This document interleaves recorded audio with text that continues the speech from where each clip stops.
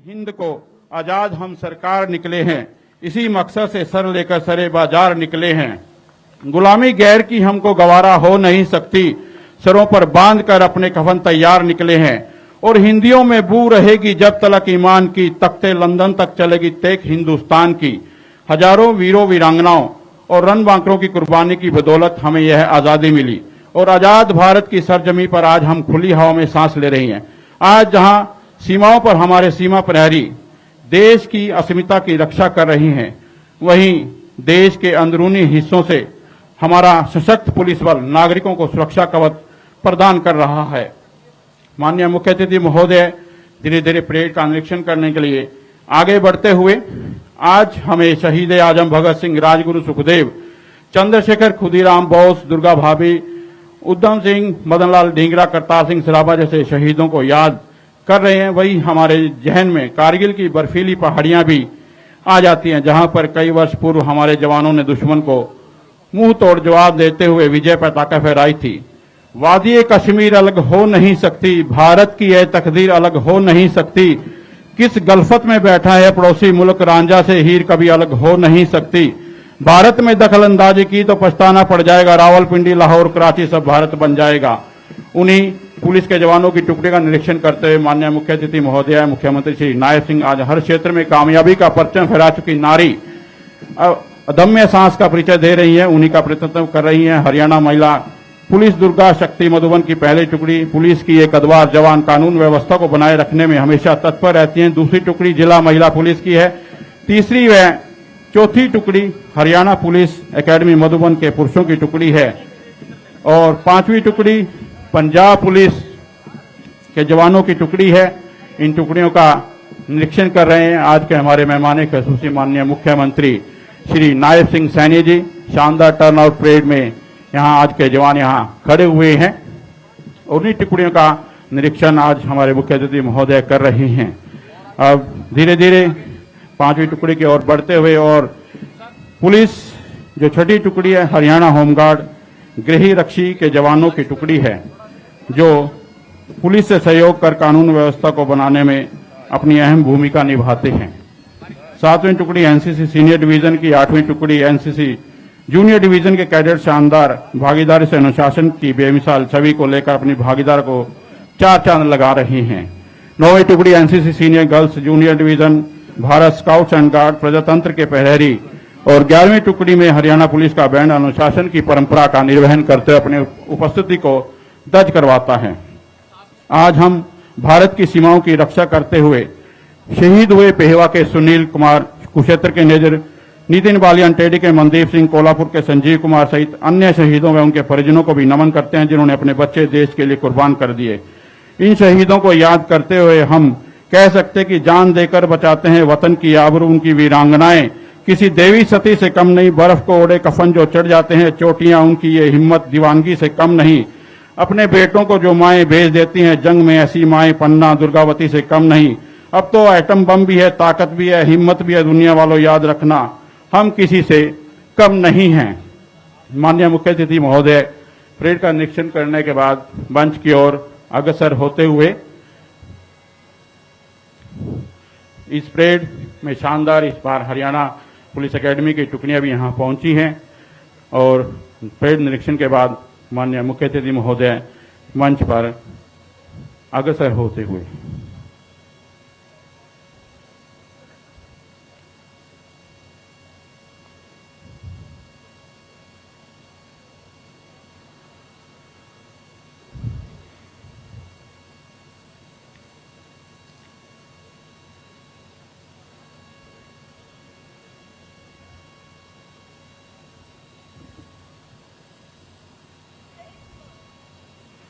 Parade commander ASP सृष्टि गुप्ता अपने स्थान की ओर अग्रसर होते हुए इस राज्य स्तरीय स्वतंत्रता दिवस समारोह में माननीय मुख्य अतिथि मुख्यमंत्री श्री नायब सिंह सैनी जी यहाँ शिरकत करने के लिए पहुंचे हैं।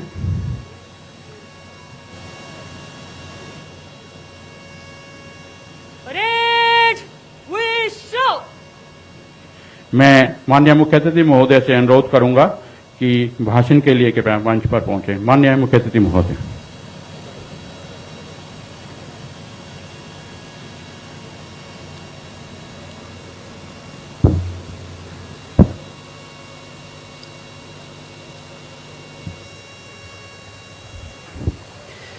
प्रिय हरियाणा वासियों, भाइयों बहनों, आदरणीय बुजुर्गों, नौजवान साथियों और प्यारे बच्चों, आज 78वें स्वतंत्रता दिवस पर मैं आपको हार्दिक बधाई एवं शुभकामनाएं देता हूं।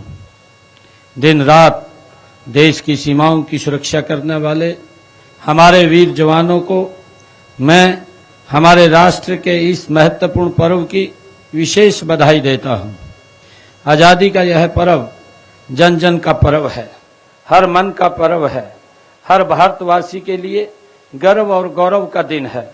आज हर साल की तरह हर घर तिरंगा अभियान से पूरा देश देशभक्ति के रंग में रंगा है। हर घर, गली, मुंडेर और हर मोहल्ले में तिरंगा फहरा रहा है। यह पवित्र दिन आजादी के मतवालों के महान बलिदानों को याद करने का दिन है। मैं हमारी आजादी के लिए मर मिटने वाले अज्ञात, ज्ञात और अज्ञात शहीदों को सभी हरियाणा वासियों की ओर से भावभीनी श्रद्धांजलि अर्पित करता हूं। साथ ही महान स्वतंत्रता सेनानियों के प्रति कृतज्ञता व्यक्त करता हूं। भाइयों बहनों, आज स्वतंत्रता दिवस पर ध्वजारोहण का यह अवसर मुझे धर्म क्षेत्र कुरुक्षेत्र में मिला है।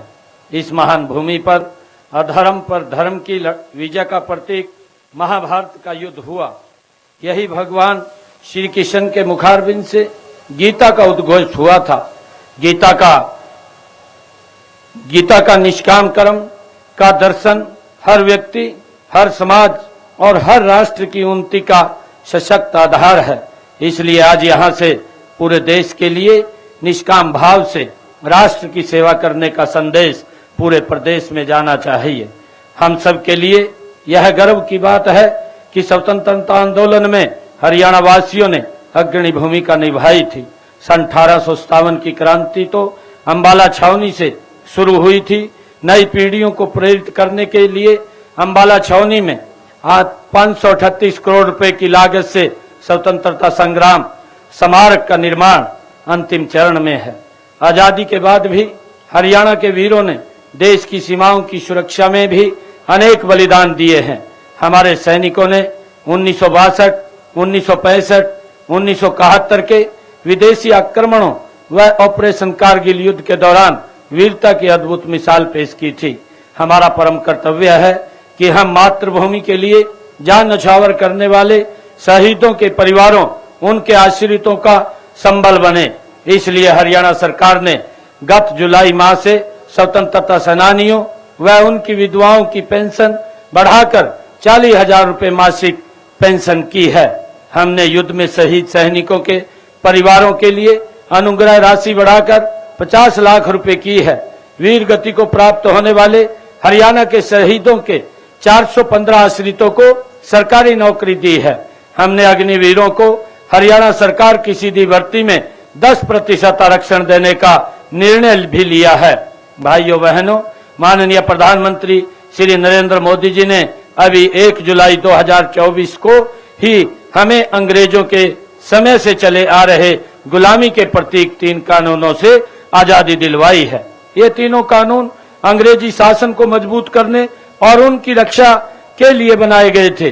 भारतीय न्याय संहिता, भारतीय नागरिक सुरक्षा संहिता और भारतीय साक्ष्य अधिनियम लागू होने से लोगों को जल्द न्याय मिलने और कोर्ट कचहरी के चक्कर काटने से मुक्ति मिलनी शुरू हो।